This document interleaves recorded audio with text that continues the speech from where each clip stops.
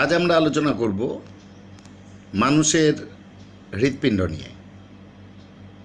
তোমরা এই মুহূর্তে যে ছবিটি দেখতে পাচ্ছ সেটি মানুষের হৃৎপিণ্ডের একটি বাহ্যিক গঠনের ছবি। হৃৎপিণ্ড একটি প্রকোষ্ঠ বিশেষ, যার মধ্যে রক্ত প্রবেশ করার পর রক্তবাহের সাহায্যে দেহের সমস্ত অঙ্গের কলাকোষগুলিতে রক্তের সরবরাহ হয়।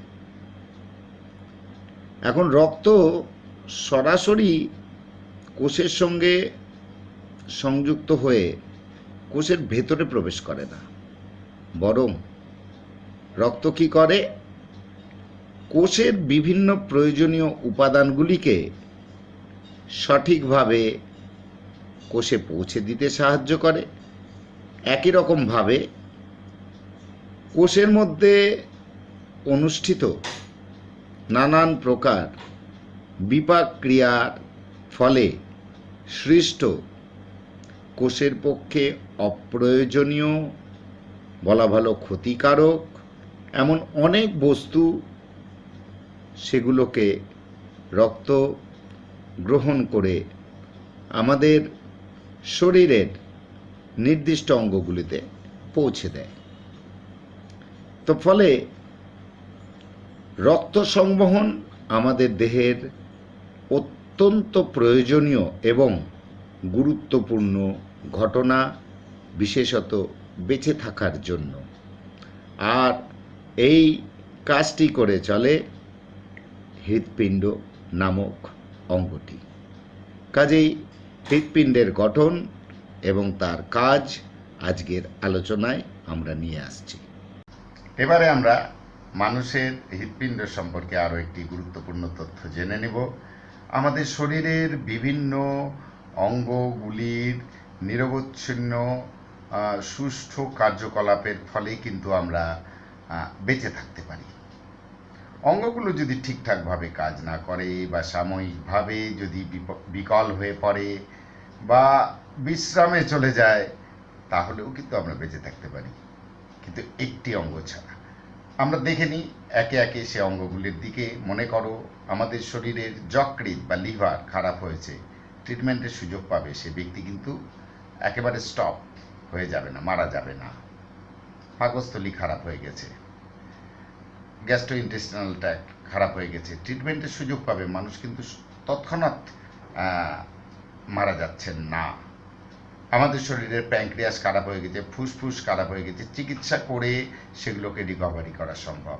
চোখ খারাপ হয়েছে, দাঁত খারাপ হয়েছে, নাক খারাপ হয়েছে, কান খারাপ হয়েছে, এরকম প্রচুর প্রচুর অঙ্গগুলোর কথা আমরা বলতে পারি। ইভেন আমাদের শরীরের একটি প্রধান গুরুত্বপূর্ণ অঙ্গ মস্তিষ্ক, সেটি বিকল হয়েছে, আচরণগত কিছু পার্থক্য আমরা দেখতে পাবো সেই ব্যক্তির। আর মস্তিষ্ক যদি কোনো কারণে স্টপ হয়ে যায় কিছুক্ষণের জন্য, কিছু দিনের জন্য, সে ব্যক্তি কোমায় চলে যায়, মারা যাচ্ছেন না, মস্তিষ্ক কাজ করছে না, কিন্তু অন্যান্য সমস্ত কার্যকলাপগুলো সে ব্যক্তি ঠিকঠাক চলতে থাকে। কিন্তু হৃৎপিণ্ড যদি একবার স্টপ হয়, আমাদের কিন্তু ফুল স্টপ হয়ে যাবে। হৃৎপিণ্ড আমাদের জন্মের ক্ষণ থেকে মৃত্যুর আগের মুহূর্ত পর্যন্ত অবিরাম তার কাজ চালিয়ে যেতে থাকে, এবং এই কাজের জন্যই কিন্তু আমরা বেঁচে থাকি। হৃৎপিণ্ড এক মুহূর্তের জন্যও বিশ্রাম নেয় না। হৃৎপিণ্ড যদি একবার বিশ্রাম নেয়, আমাদের কিন্তু চির বিশ্রামে চলে যেতে হবে। কাজে অত্যন্ত এই গুরুত্বপূর্ণ অঙ্গটির পুঙ্খানুপুঙ্খ ধারণা, তাদের কাজ সম্পর্কে ধারণা, তার গঠন সম্পর্কে ধারণা আমাদের অবশ্যই নিতে হবে। এটা আমাদের নিজেদের বেঁচে থাকার জন্য যেমন প্রয়োজন, একই সঙ্গে আমাদের পরীক্ষার বৈতরণী পার করতেও এটি ভীষণ গুরুত্বপূর্ণ। দেখো, হৃৎপিণ্ডের একেবারে বাইরে একটি আবরণী থাকে, যে আবরণটাকে আমরা বলি পেরিকার্ডিয়াম। অর্থাৎ হৃৎপিণ্ডের আবরণীর নাম কি? পেরিকার্ডিয়াম। এটা কিন্তু অনেক সময় আমাদের প্রশ্নপত্রে প্রশ্নের আকারে চলে আসে। হৃৎপিণ্ডের মূলত 4টি প্রকোষ্ঠ আমরা দেখতে পাই। হৃৎপিণ্ডের অভ্যন্তরে আমরা 4টি প্রকোষ্ঠ লক্ষ্য করে থাকি। 2টো উপরিভাগের প্রকোষ্ঠ, 2টো নিম্নভাগের প্রকোষ্ঠ। 4টি প্রকোষ্ঠের যে 2টো প্রকোষ্ঠ উপরিভাগে অবস্থান করে, অর্থাৎ উপরের দিকে অবস্থান করে, তাদেরকে আমরা বলবো অলিন্দ, এবং যেগুলো নিচের দিকে অবস্থান করছে তাদের বলবো আমরা নিলয়। লম্বালম্বিভাবে আমরা মানুষের এই 4টি প্রকোষ্ঠকে, অবশ্যই হৃৎপিণ্ডের 4টি প্রকোষ্ঠকে লেফট অ্যান্ড রাইট যদি ভাগ করে দিই, তাহলে আমরা দেখতে পাবো বাম দিকের একটি করে অলিন্দ নিলয়, ডান দিকের একটি করে অলিন্দ নিলয়। ওই জন্য মানুষের হৃৎপিণ্ডের 4টি প্রকোষ্ঠের নামকরণ করা হয়েছে বাম অলিন্দ, বাম নিলয়, ডান অলিন্দ, ডান নিলয়। উপর নিচ পাশাপাশি 2টোই নিলয়, বাম নিলয় ডান নিলয়, বাম অলিন্দ ডান অলিন্দ, উপর নিচ বাম অলিন্দ বাম নিলয়, ডান অলিন্দ ডান নিলয়। এই ধারণাটাকে আগে তোমরা ভালো করে রপ্ত করে নাও। তারপরে চলে আসব হৃৎপিণ্ডের অভ্যন্তরে এই যে 4টি প্রকোষ্ঠ, তাদের মাঝখানে কোনো কিছু অবস্থান করছে কি না সেদিকটায়। তো সেদিকে তাকাতে গেলে দেখব বাম অলিন্দ আর বাম নিলয়ের মাঝখানে একটি কপাটিকা থাকে, ডান অলিন্দ ডান নিলয়ের মাঝখানেও আরও একটি কপাটিকা থাকে। বাম অলিন্দ বাম নিলয়ের মাঝখানে যে কপাটিকা থাকে তার নাম খুব স্পষ্টভাবে মনে রাখবে, তার নাম বাইকাস্পিড ভালভ বা দ্বিপত্র কপাটিকা। বাইকাস্পিড ভালভ বা দ্বিপত্র কপাটিকা। আর ডান অলিন্দ ডান নিলয়ের মাঝখানে যে কপাটিকাটিকে আমরা লক্ষ্য করব তার নাম ট্রাইকাস্পিড ভালভ বা ত্রিপত্র কপাটিকা। ট্রাইকাস্পিড ভালভ বা ত্রিপত্র কপাটিকা। এই জায়গাটিকে একটু ভালো করে পরিষ্কার করবে। আমরা আসছি আবার, আগে সাময়িক ব্যাখ্যাটা আমরা দিয়ে নিই বর্ণনার সম্পর্কিত, তারপরে হৃৎপিণ্ডে শুধু 2টি কপাটিকায় লক্ষ্য আমরা করি না, আরও অনেক কটা কপাটিকা আছে, তারা কোথায় কোথায় অবস্থান করছে সেটাকে নিয়ে আমরা একটু বাদে উপস্থিত হচ্ছি। এবারে আমরা হৃৎপিণ্ডের যে নিচের প্রকোষ্ঠ নিলয়, সে নিলয়ের মেঝেতে যে পেশি অবস্থান করতে দেখি সে পেশিকে বলা হয় প্যাপিলারি পেশি। প্যাপিলারি পেশি স্থানে স্থানে খাঁজ দেখা যায়, যাদের বলা হয় কলামনিকার্নি। কলামনিকার্নি থেকে কতগুলো তন্তুর মতো অংশ যারা দ্বিপত্র এবং ত্রিপত্র কপাটিকাগুলোকে ধরে রাখতে সাহায্য করে তাদের বলা হয় কর্ডি টেন্ডনি। তো প্যাপিলারি পেশি, কলামনিকার্নি, তারপর কর্ডি টেন্ডনি, এই অংশগুলো আলাদা আলাদাভাবে তোমরা প্রস্তুত করবে। হৃৎপিণ্ডের গঠন যদি আসে তাহলে অবশ্যই গঠনে এই পয়েন্টগুলোকে ফোকাস করতে হবে। আমরা হৃৎপিণ্ডের সঙ্গে সংযুক্ত থাকতে দেখি 2 ধরনের রক্তবাহ যারা রক্ত পরিবহনে সাহায্য করে, একটি শিরা এবং আরেকটি ধমনী। তো শিরা কাকে বলে? সারা শরীর থেকে যে সমস্ত রক্তবাহ হৃৎপিণ্ডে রক্ত নিয়ে আসে, সারা শরীর থেকে, অবশ্যই কলাকোষগুলো হবে, সে সারা শরীরের সমস্ত কলাকোষ থেকে যে রক্তবাহের মাধ্যমে রক্ত হৃৎপিণ্ডে প্রবেশ করে তাকে বলবো শিরা। ঠিক উল্টোভাবে হৃৎপিণ্ড থেকে যে রক্তবাহ রক্তকে সারা দেহের বিভিন্ন কলাকোষে নিয়ে যায় তাদের বলা হয় ধমনী। এভাবে তোমরা শিরা ও ধমনীর সংজ্ঞাটাকে প্রস্তুত করবে, পার্থক্য আসবে, তাদের ফুসফুসীয় শিরা ফুসফুসীয় ধমনী ব্যতিক্রম হিসেবে দেখা যাবে। কেন দেখা যাবে আমরা সেই নিয়ে আলোচনায় আরও একটু পরে আসব। তার আগে আমরা একটু ছবির মাধ্যমে এই গঠনটাকে দেখার চেষ্টা করব। এখন আমরা এই চিত্রের মাধ্যমে হৃৎপিণ্ডের বিশেষ সংযোগী কলাগুলির বিভিন্ন অংশ প্রত্যক্ষ করব।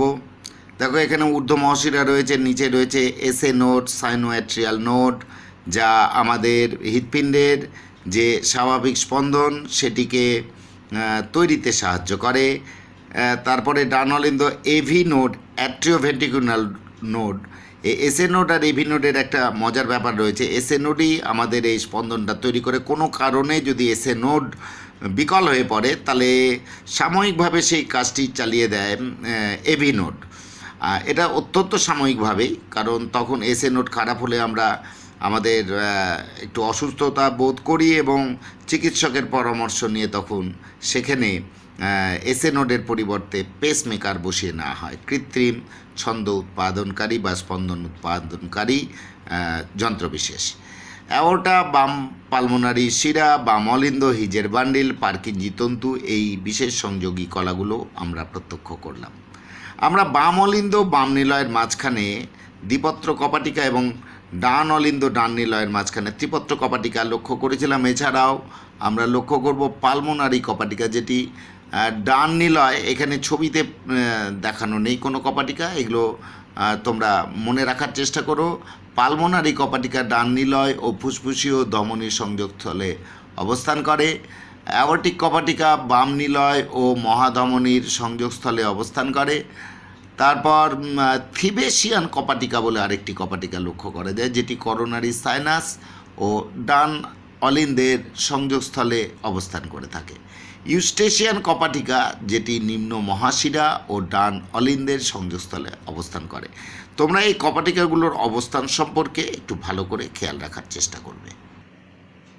এই ছবিটির দিকে লক্ষ্য করো, বাম দিকেরটি ত্রিপত্র কপাটিকা, ডান দিকেরটি দ্বিপত্র কপাটিকা আমাদের হৃৎপিণ্ডে অবস্থান করে। এই ছবিটিতে তোমরা লক্ষ্য করো মানুষের হৃৎপিণ্ডের আভ্যন্তরীণ গঠন এবং হৃৎপিণ্ডের মধ্যে রক্ত সংবহন পদ্ধতি। আগের ছবিগুলো থেকে আমরা একটু একটু করে বোঝার চেষ্টা করেছি, সাহায্য নেওয়ার চেষ্টা করেছি। আমি আর একটি সংক্ষিপ্ত ছবিও তোমাদের দেখিয়ে দেব, হ্যান্ড ড্রয়িং। আর পরীক্ষার সময় কিন্তু এই ছবিটিকে তোমাদের আঁকতেই হবে। দুইভাবে প্রশ্নটা আসতে পারে। সেটি হচ্ছে হৃৎপিণ্ডের মধ্যে দিয়ে রক্ত সংবহন প্রণালী, সেক্ষেত্রে এই ছবিটাই আঁকবে এবং অ্যারো মার্কগুলো অবশ্যই দেবে রক্ত সংবহন প্রণালী প্রশ্ন হিসেবে যদি আসে। আর যদি হৃৎপিণ্ডের আভ্যন্তরীণ গঠন আসে তাহলেও এই ছবিটি দেবে, তবে সেক্ষেত্রে তোমরা এই অ্যারো মার্ক দিয়ে যে রক্ত সংবহন চিহ্নিত করা হয়েছে সেটি না দিলেও চলবে।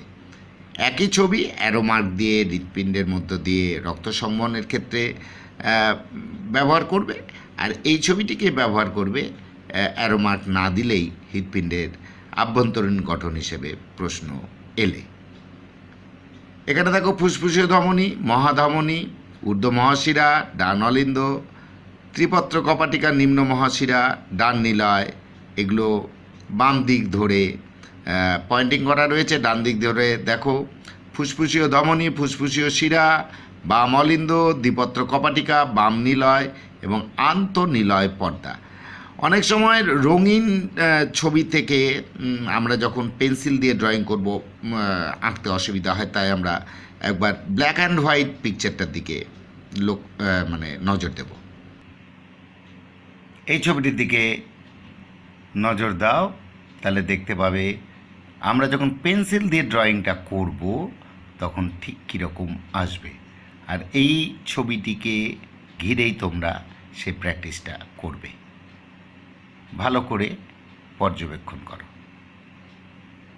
এবারে আমরা শিরা ধমনীর যে প্রকার, অর্থাৎ ফুসফুসীয় শিরা, মহাশিরা, ফুসফুসীয় ধমনী, মহাধমনী, কেন এরকম নামকরণ সেটা জানবো। জানার জন্য প্রশ্বাস ক্রিয়া নিঃশ্বাস ক্রিয়ার মাধ্যমে অক্সিজেন কার্বন ডাইঅক্সাইড কীভাবে আদান প্রদান ঘটছে রক্তের সঙ্গে, আবার রক্ত সেটা হৃৎপিণ্ডের মাধ্যমে কীভাবে কলাকোষে গিয়ে আদান প্রদান করছে, কি যৌগ হিসেবে অক্সিজেন এবং কার্বন ডাইঅক্সাইড রক্তের মাধ্যমে সংবাহিত হচ্ছে, সবটাই আমরা ছোট ছোট আকারে জেনে নেব।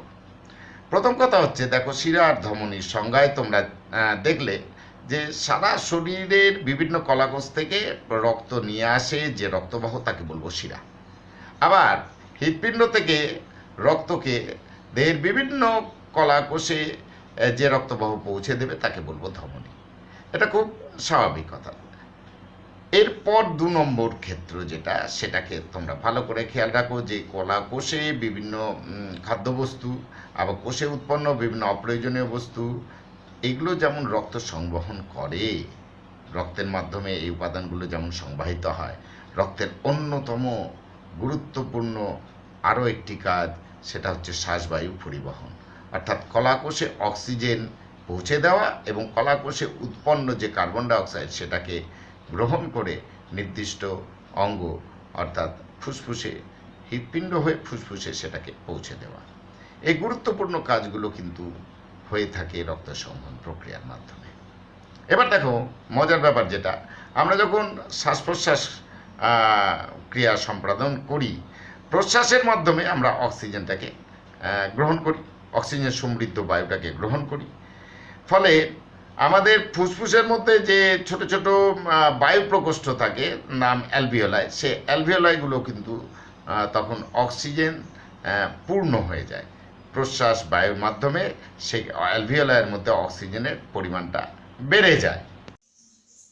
এবারে ফুসফুসকে ঘিরে থাকে যে জালকের রক্ত, সেই রক্তের মধ্যে তুলনামূলকভাবে কম পরিমাণে অক্সিজেন থাকে।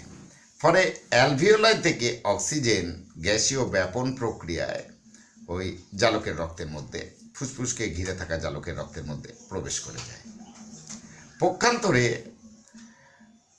কোষে উৎপন্ন যে কার্বন ডাইঅক্সাইড সেটা সংবাহিত হয়ে হৃৎপিণ্ড মারফত ওই ফুসফুসকে ঘিরে থাকা জালকের রক্তে কিন্তু এসে গেছে, অর্থাৎ কার্বন ডাইঅক্সাইডের পরিমাণটা সেখানে বেশি আছে। আবার অ্যালভিওলাইয়ের মধ্যে যেহেতু অক্সিজেনের পরিমাণটা বেশি ছিল, সেহেতু কার্বন ডাইঅক্সাইডের পরিমাণটা কম ছিল। ফলে অক্সিজেন যেমন গ্যাসীয় ব্যাপন প্রক্রিয়া অ্যালভিওলাই থেকে জালকের রক্তে পৌঁছচ্ছে, আবার জালকের রক্ত থেকে কার্বন ডাইঅক্সাইডও কিন্তু ঠিক বিপরীত ক্রিয়ায় চলে আসছে অ্যালভিওলাইয়ের মধ্যে বা ফুসফুসীয় বায়ু প্রকোষ্ঠের মধ্যে। তারপর সেই ফুসফুসীয় বায়ু প্রকোষ্ঠ থেকে ব্রঙ্কিওল, ব্রঙ্কাস, তারপরে ট্র্যাকিয়া হয়ে নাসাপথ বা মুখগহ্বরের মাধ্যমে সেই কার্বন ডাইঅক্সাইডটা বাইরে বেরিয়ে যাচ্ছে। এই ঘটনাটা কিন্তু ঘটতে দেখি আমরা। শুধু শ্বাসকার্য ইটসেলফ একটা প্রক্রিয়া নয়, এর সঙ্গে কিন্তু রক্ত সংবহনের একটা গুরুত্বপূর্ণ সাযুজ্য রয়েছে। আমরা এরপরে একটু আলাদাভাবে আলোচনা করতে চাই যে এই অক্সিজেন যখন রক্ত সংবহন করছে ঠিক কী হিসেবে, লোহিত রক্তকণিকার অন্যতম মুখ্য উপাদান হচ্ছে হিমোগ্লোবিন। হিমোগ্লোবিন অক্সিজেনের সঙ্গে বিক্রিয়া করে অক্সিহিমোগ্লোবিন যৌগ হিসেবে অক্সিজেন থেকে পরিবহন করে। আবার কলাকোষে উৎপন্ন যে কার্বন ডাইঅক্সাইড সেটিও হিমোগ্লোবিনের সঙ্গে বিক্রিয়া করে কার্বামিনো হিমোগ্লোবিন নামক পদার্থ গঠন করে সে কার্বন ডাইঅক্সাইডটাকে পরিবহনে সাহায্য করছে। তাহলে কি দাঁড়ালো ব্যাপারটা? বেশিরভাগ ক্ষেত্রে রক্তকে যখন হৃৎপিণ্ড থেকে রক্তকে যখন কলাকোষে পৌঁছে দেওয়া হচ্ছে, পৌঁছাচ্ছে কে? ধমনী। কি জাতীয় শ্বাসবায়ু থাকছে তাতে বেশি? অবশ্যই অক্সিজেন, কারণ অক্সিজেনটা কলাকোষে পৌঁছাতে হবে। তো এই জন্য এই পৌঁছানোর এই কাজটা করে থাকে বলে একে আমরা বলি মহাধমনী। আবার কোষে উৎপন্ন যে কার্বন ডাইঅক্সাইড কার্বামিনো হিমোগ্লোবিন হিসেবে রক্তে সংবাহিত হয়ে রক্তের মাধ্যমে সংবাহিত হয়, সেই রক্তটাকে আবার যে রক্তবাহ বহন করে নিয়ে আসছে সেটি হচ্ছে শিরা। অবশ্যই সারা শরীরের কলাকোষের বিভিন্ন কলাকোষ থেকে নিয়ে আসছে, এবং সংখ্যাও বেশি, পরিমাণও বেশি, তাই এরা আবার মহাশিরা হিসেবে পরিচিতি লাভ করেছে সংবহনে।